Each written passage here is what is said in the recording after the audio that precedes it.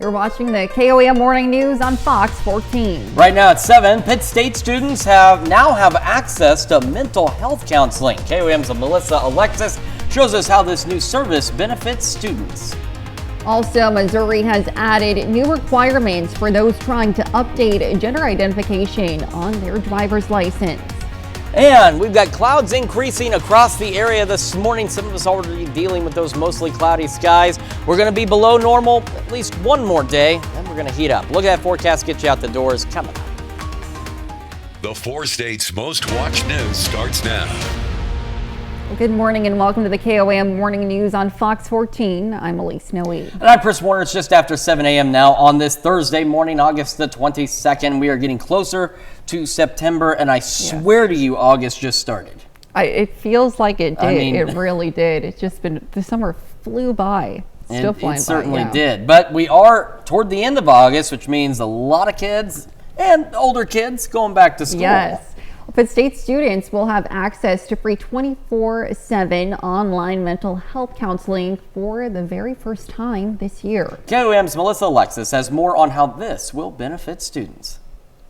It's right at your fingertips and available 24/7. Jack Banman is a first-year student at Pitt State University that knows how the first time away from your support system and home can take some adjusting. If you haven't met your people yet, it might be hard to, you might wake up at night or you might not be able to sleep because you're just stressed out and you don't have anyone to talk to. You might need someone to help you through things, and just someone to talk to can be good. And having that 24/7 is a good thing for students and a good resource. Anna Cisneros is a senior that remembers how Pitt State's mental health services benefited her when she was a sophomore struggling with stress management. I was too stressed with classes because my major is construction, so it's like a lot of math, and I wasn't too confident in myself and doing really good with those classes. Taylor Panzer, the Wellness and Student Advocate Services Coordinator at Pitt State, says this 24/7 online mental health service is especially helpful for students that have busy schedules and limited free time.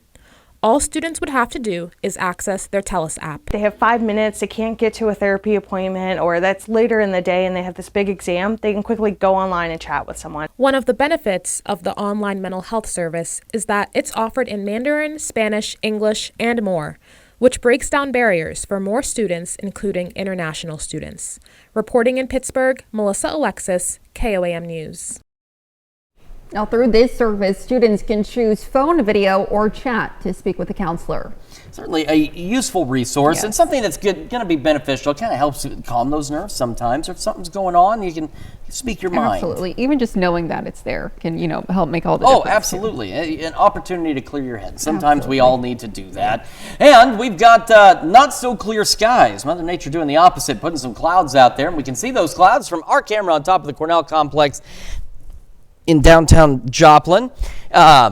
As we look, we've got the clouds, we got that southeast breeze. These clouds increasing, though, across Joplin as well. So, again, it's already been mostly cloudy to the west across southeast Kansas and northeastern Oklahoma, but the clouds from the west starting to roll into the city as well and into Missouri. MoDOT camera 20th and Rangeline, you can see the sunshine on that side and darker skies on that side. We're also watching some thunderstorms out to our west. Now, here's the thing. They are not showing up on any of the computer model data, and I'll get some new data to see if it's changed, but these storms, and I'm telling you, it's Mother Nature, she just loves to do this to me, aren't supposed to be there. They're not showing up. So we're going to see what they do. They're not severe by any means, but they did fire up pretty quickly. And if they hold together on their east-southeast course, they could start to get into the western parts of our area. So we'll see exactly what pans out, but I can show you by noon on the future track, other than the cloud cover, there's no rain showing up out there. So we're going to have those mostly cloudy skies for the majority of the day. It won't be until later this evening and overnight that those skies will clear out. And then we'll have clear skies tonight. 62 in Joplin, 61 in Pittsburgh, so temperature-wise, a great start to the day. We've had some upper 50s, still do. Monette sitting at 59. Look at Stockton now down to 55. 59 Nevada and Lamar. The rest of us low mid-60s out there. So again, a chilly start to the day, especially for August. Skies, again, clearing later. Highs today, mid-upper 80s, maybe close to normal at about 90 for some of us.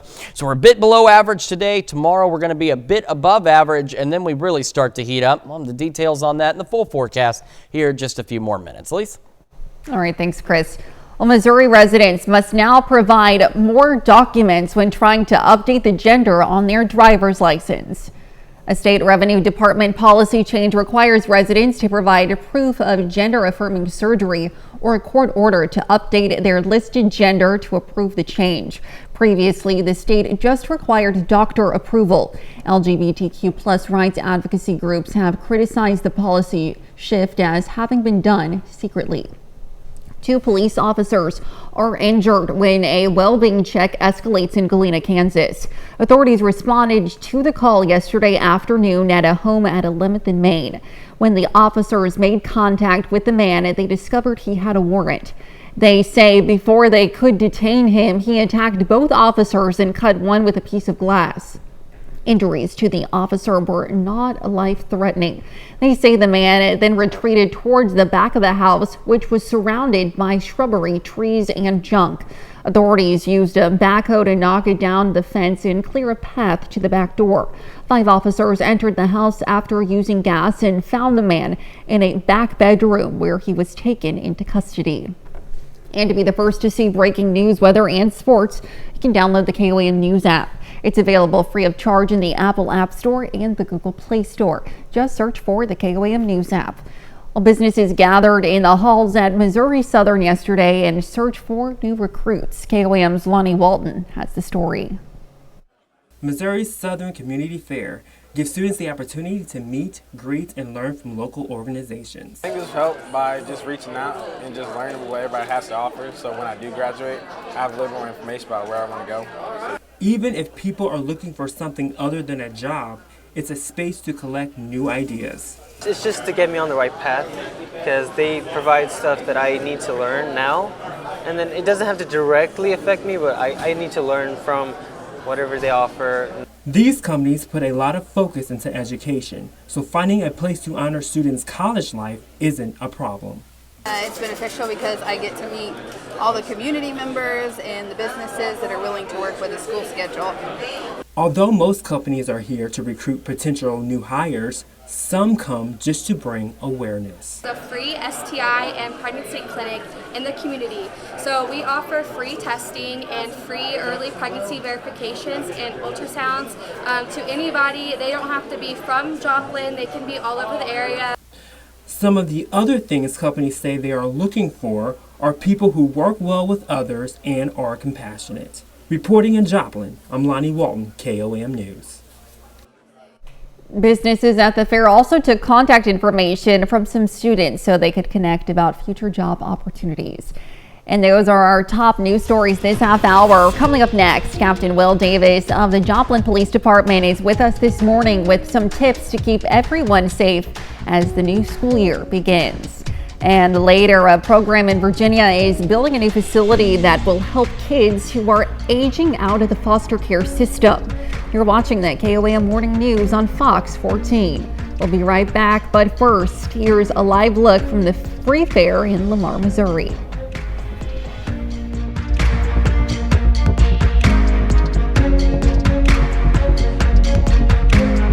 Well, it's that time of year again when we need to be a bit extra mindful of our surroundings while driving. We have Captain William Davis of the Joplin Police Department with us this morning with a few tips on how to stay more alert while driving around school zones. Welcome to you. Thank you so much for being with us this morning.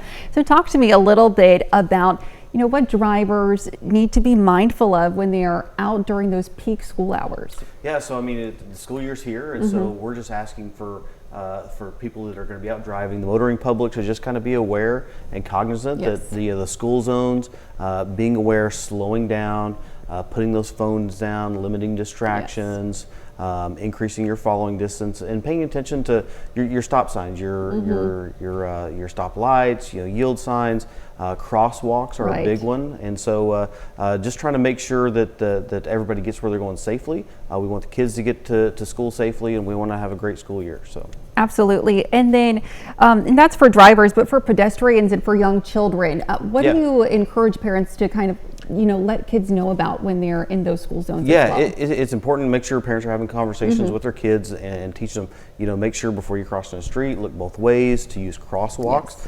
Even in a crosswalk, make sure you're paying attention, making sure that traffic is stopped and that you only cross whenever it's safe to do so. In Joplin, we have school crossing guards that'll help stop traffic and make sure it's safe to cross. And so just having those conversations is really important. We want to make sure everybody gets where they're going safely and hopefully avoid any issues. Absolutely.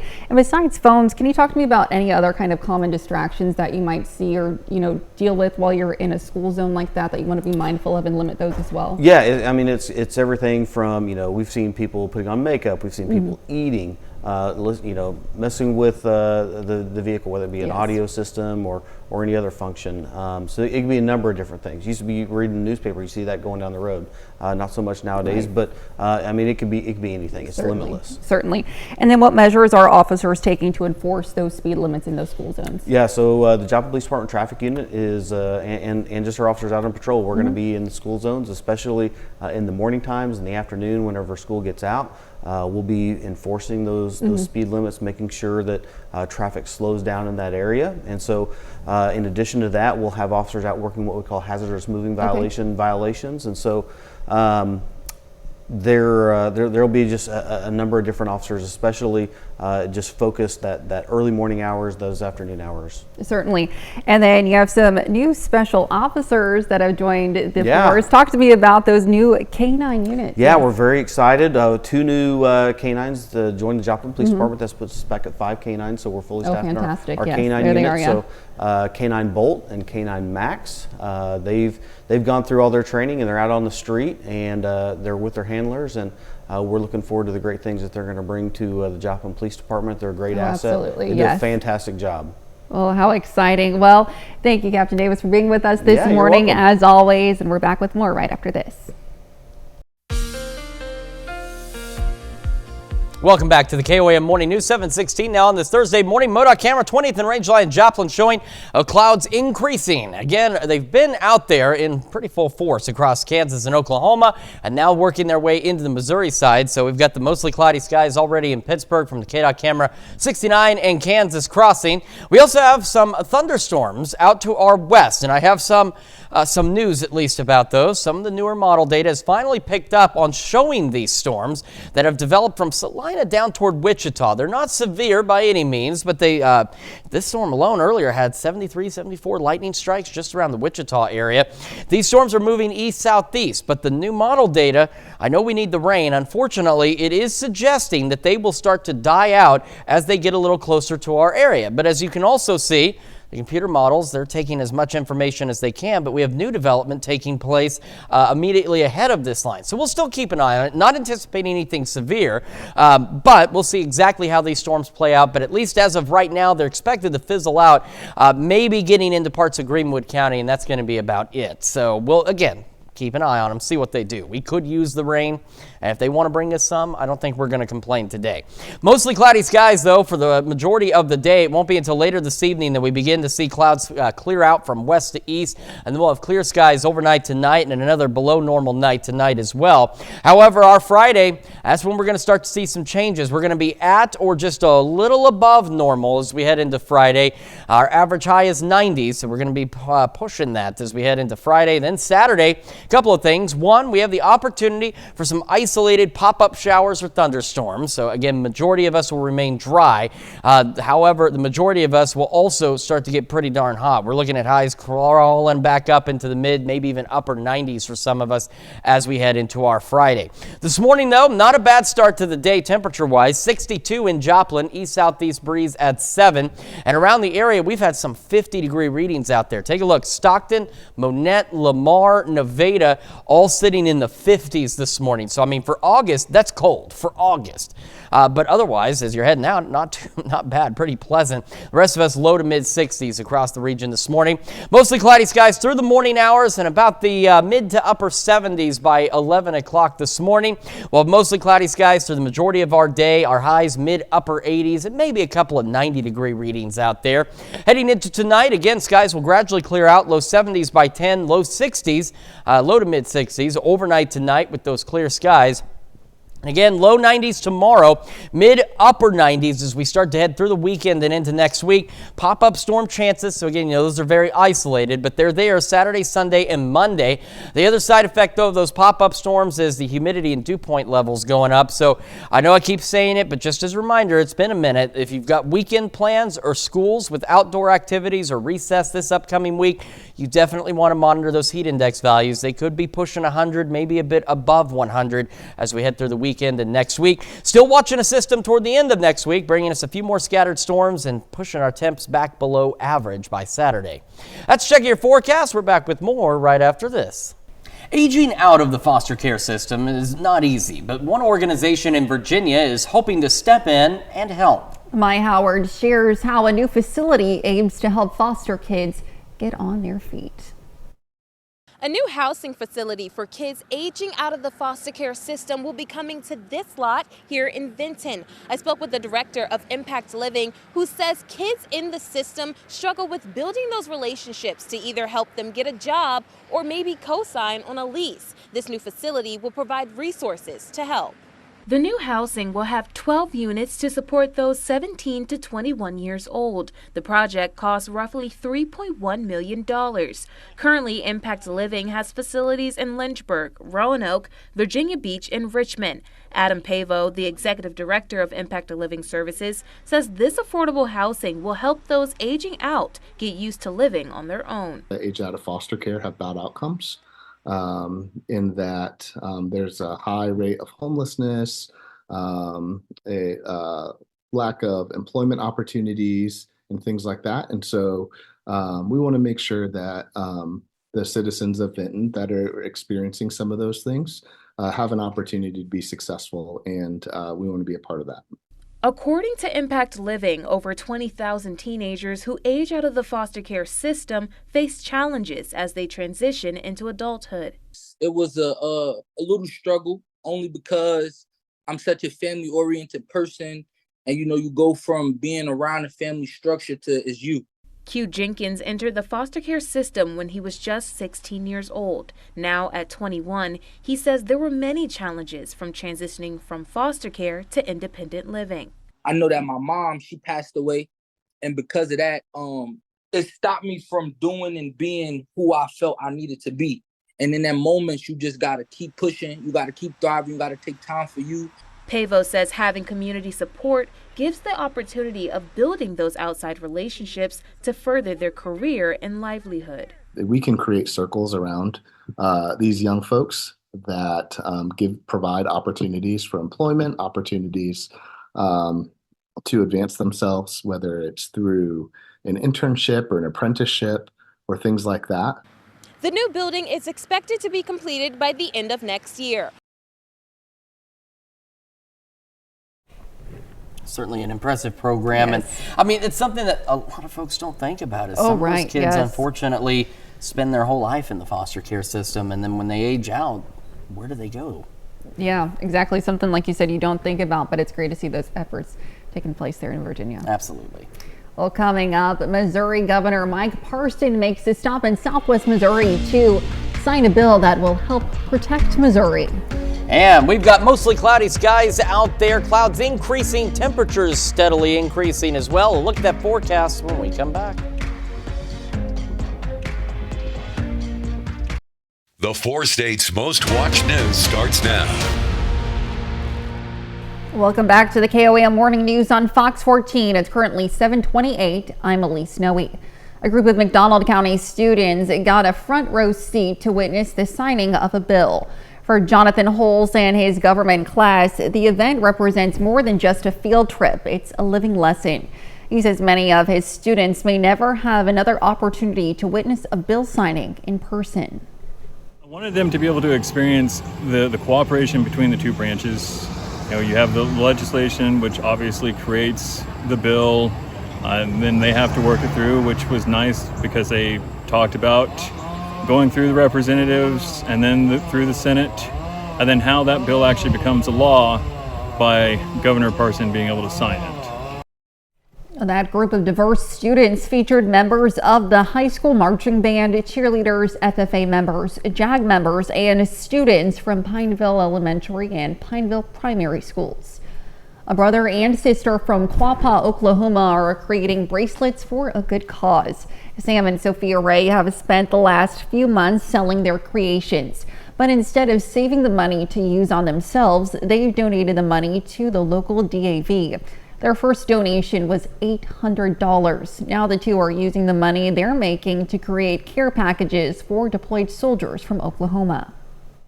It's all the community as well. I mean, they're the ones that come in here and buy them. I have people that have bought multiple and multiple. Just the other day, we had a gentleman come in and purchase 20 red, white, and blue. Wow. So it's the community as well, and they're supportive.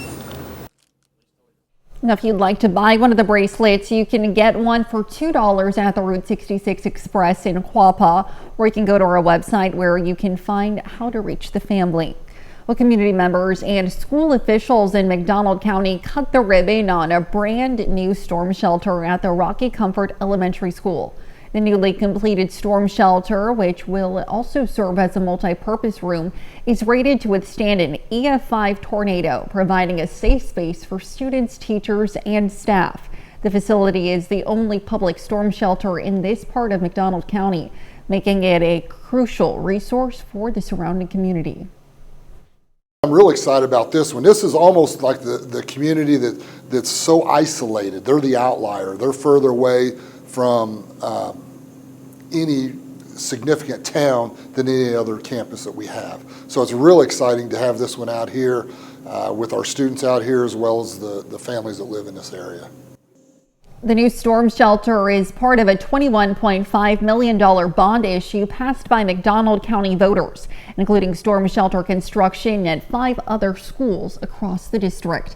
Now here's Chris with a look at the forecast. Yeah, we've got clouds increasing across the area this morning. We also have some thunderstorms out to our west. Now again, the newer model data came in and is expecting them to fizzle out before they get here. However, we've had a new line of development ahead of this to the east of I-35, but just to the west of Elk and Chautauqua County out here. So this line stretches all the way up from Concordia back in Nebraska with the thunderstorm activity from Salina down to Wichita. Nothing severe, but we'll have to just kind of see how Mother Nature plays this one out and whether or not these storms hold together as they move into our western counties. So again, at this point, even the latest model data says they'll die out before they get here, but I'm starting to be a little doubtful of that. We'll see how it goes. Otherwise, we are looking at mostly cloudy skies across the area. Skies will begin to gradually clear out later this evening and into the overnight hours, and we've got at least one more day at or just below average for us. We're sitting at 62 in Joplin and 61 in Pittsburgh right now, and temperatures around the area. We've got some 50s, Nevada, Stockton, Lamar, Monette, Cassville, Iola, all sitting into the 50s. The rest of us, low to mid 60s for the most part, so a fairly decent start to the day.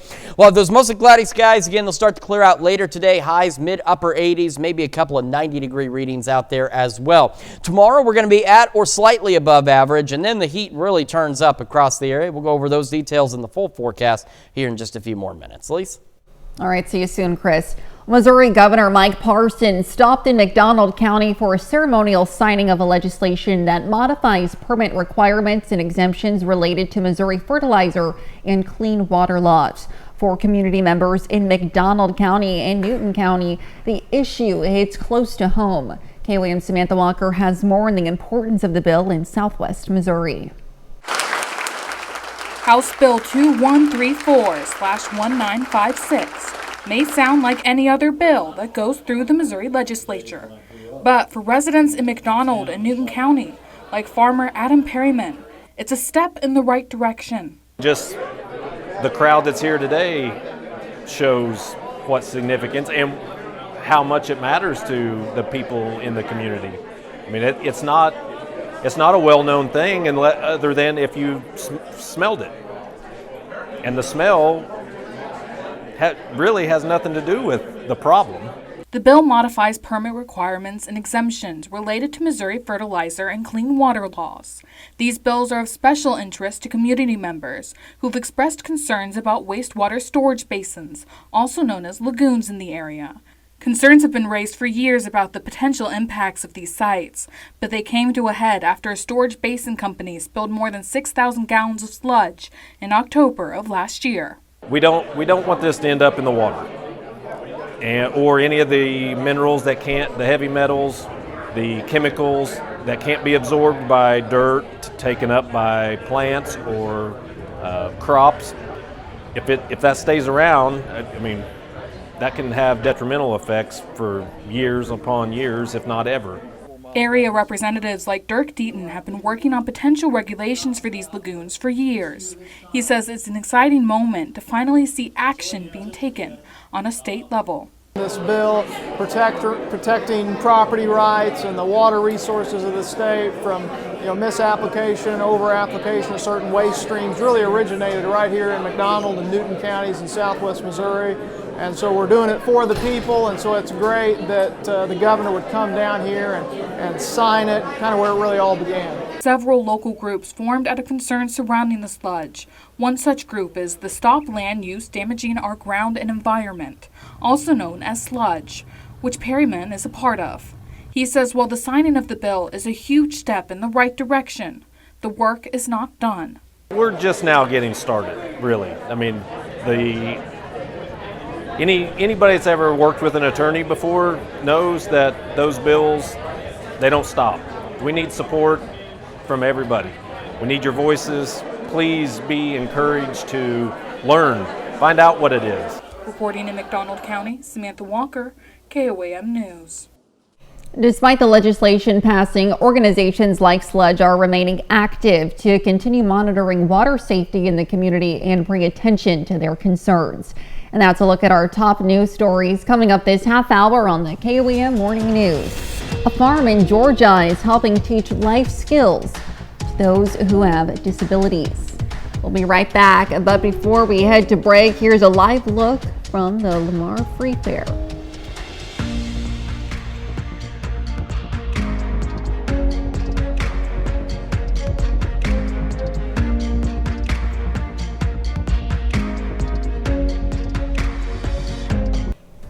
In Consumer Watch this morning, more teenagers may not be as excited to get behind the wheel. The Federal Highway Administration says the percentage of 19-year-olds with a driver's license has dropped by almost 20% from 1983 to 2022. This comes as more teenagers are starting to prefer public transportation over driving themselves. A Wall Street Journal report says industry experts believe higher cost for repairs and insurance, along with increased vehicle prices, also makes it less likely for younger consumers to want to drive. Well, Amazon has now deployed a squadron of AI robots in San Francisco. They look similar to the robots tested by food delivery companies, but instead of dropping off food, the robots are advertising Amazon's new generative AI exhibit that launched yesterday at the company's offices in the financial district. According to Amazon, the so-called generative AI hub will host 3-day boot camps for local entrepreneurs to get hands-on experiences with AI.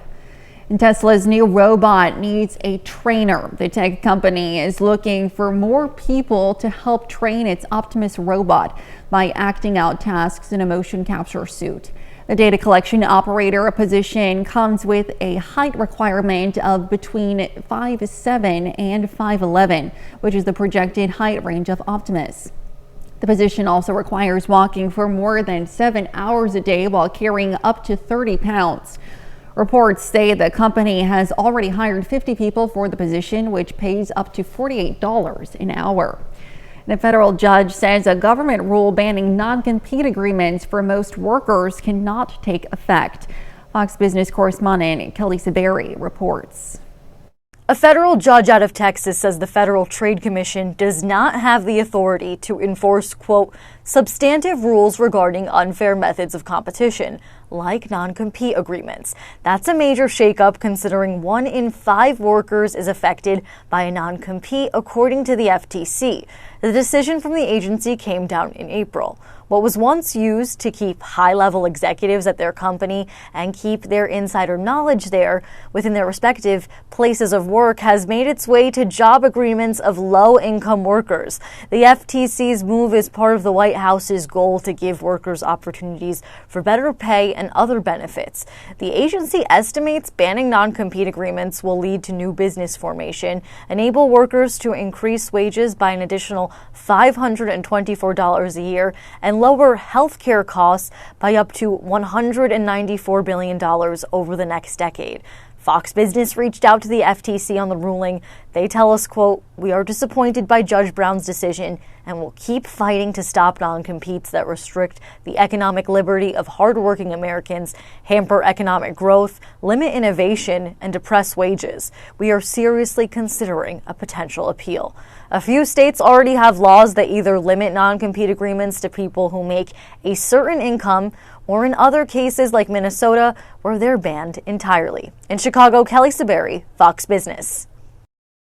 And those are our top consumer stories. Let's take a look at the market prices before the opening bell.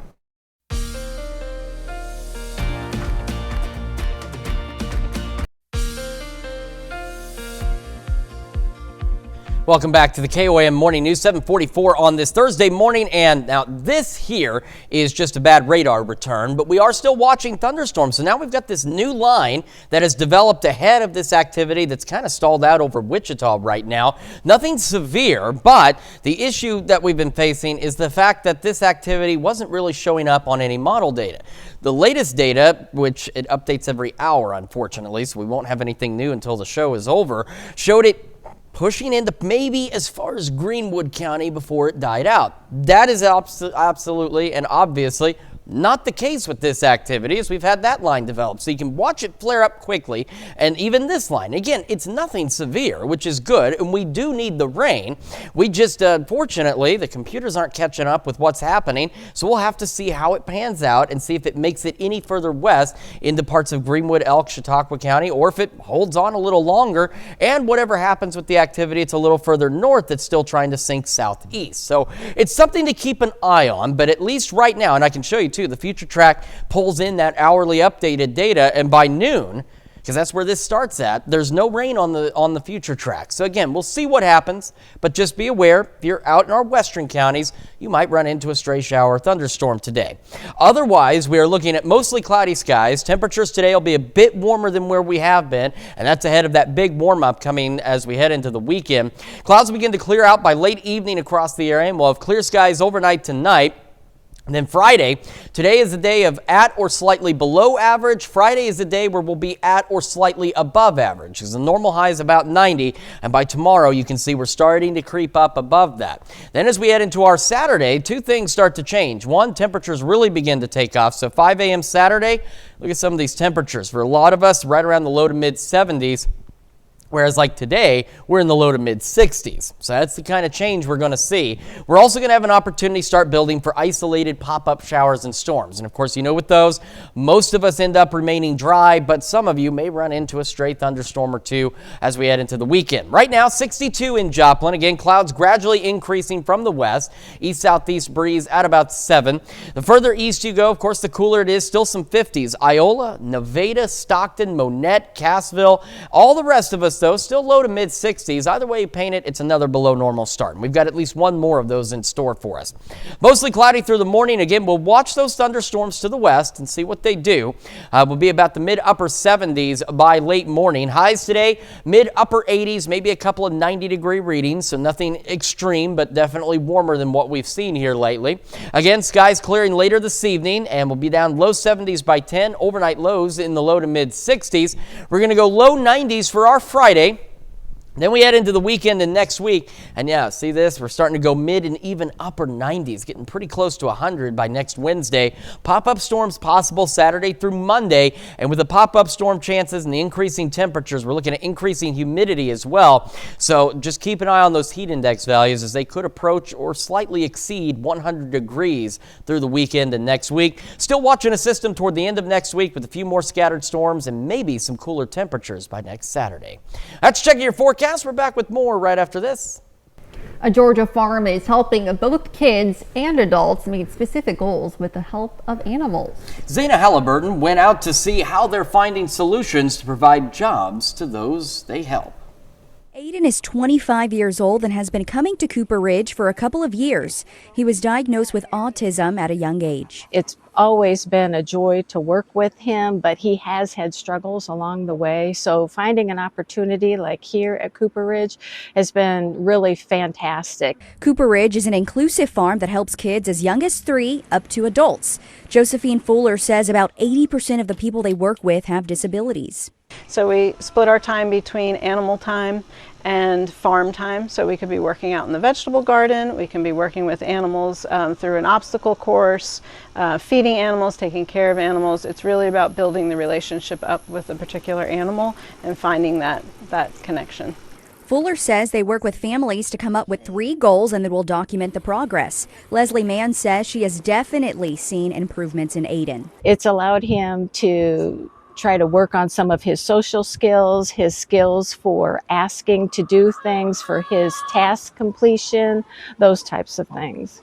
Recently, the farm received a grant to provide employment opportunities to adults with disabilities. Aiden will soon start his first job at a place he's already very familiar with. It's just kind of like icing on the cake. It's like, you know, something that I had always hoped for him, but didn't know if it would be a reality. And the fact that this is kind of a bridge to something like that is really awesome. Fuller says this farm is very rewarding. I really love to see how things change for that individual, both on the farm and outside of the farm.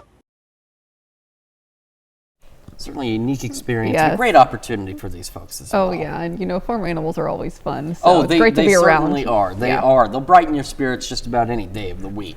And we've got some thunderstorms out in the western portions outside of our viewing area right now. Skywatch Storm Tracker showing us where those are. So they're just outside of the very southwestern corner of Chautauqua County. So we just talked about them, but just a reminder, they weren't showing up on any model data. So exactly what they're going to do, we have to kind of wait and see. The latest update had them fizzling out in Greenwood County. But as you can see, we've had this new line that's developed ahead of it. It stretches back up through Salina and near Concord in Kansas, or Concordia, I apologize. And then we've got some light showers back behind it. So we'll see exactly what happens with this, but some of you in parts of southeast Kansas, maybe even extreme northeast Oklahoma there, could get some additional showers or a couple of thunderstorms this morning. Otherwise, mostly cloudy skies today. Will be just a pinch below normal as we head into the afternoon. Big warm up on the way this weekend. We'll talk about that and the news you need to know right after this. Here's a check of today's top headlines, the news you need to know before you head out the door. 2 police officers are injured when a well being checked escalates in Galena, Kansas. Officers made contact with the man when they discovered he had a warrant. Before they could detain him, he attacked both officers and cut one with a piece of glass. He was later arrested after officers entered the home using gas. Injuries to the officers were not life-threatening. Missouri Governor Mike Parson made a stop in McDonald County for ceremonial bill signing. The bill modifies permit requirements and exemptions related to Missouri fertilizer and clean water laws. The legislation is of special interest as area residents have expressed concerns about wastewater storage basins or lagoons in the area. And Missouri residents must now provide more documents when trying to update their gender on their driver's license. A state revenue department policy change now requires residents to provide proof of gender-affirming surgery or a court order to update their listed gender to approve the change. Previously, the state just required doctor approval. And some of our far western counties may have a shower or storm this morning, something we'll keep an eye on. No severe weather expected, but we'll keep an eye on those storms. Otherwise, we're looking to be mostly cloudy through the day. Highs mid-upper 80s, maybe a couple of 90-degree readings out there. Clouds will begin to clear out later this evening and overnight, and will fall back to the low 60s. Then tomorrow will be at or just a wee bit above normal into the low 90s. Heat really takes off this weekend and next week, mid-upper 90s. Heat index values could reach or slightly exceed 100, and we've got those pop-up storm chances Saturday through Monday and another system toward the end of next week as well. Alrighty. Well, the Italian Air Force went soaring through the skies over Washington, D.C. yesterday. The planes, part of the group called the Friche Tricolori, released green, white, and red smoke, the colors of the Italian flag. The pilots passing over the U.S. Capitol as they returned from Canada, where they celebrated the country's 100th anniversary of the Royal Canadian Air Force. The flyover in D.C. is the first time that their smoke has been seen in the Capitol since their last North American tour in 1992. So certainly an impressive sight to see, for sure, especially if you weren't expecting it either. Right. Just go, what's going on? Yeah. The Italians have invaded. Huh. Yeah. Not the country I thought that was going to do it, but okay. There you go. So, well, thankfully it's not what happened, obviously. Thank you so much for letting us put the good in your morning. You got one more day with us tomorrow, and we'll be back with more news and weather today at noon. Have a great rest of your morning.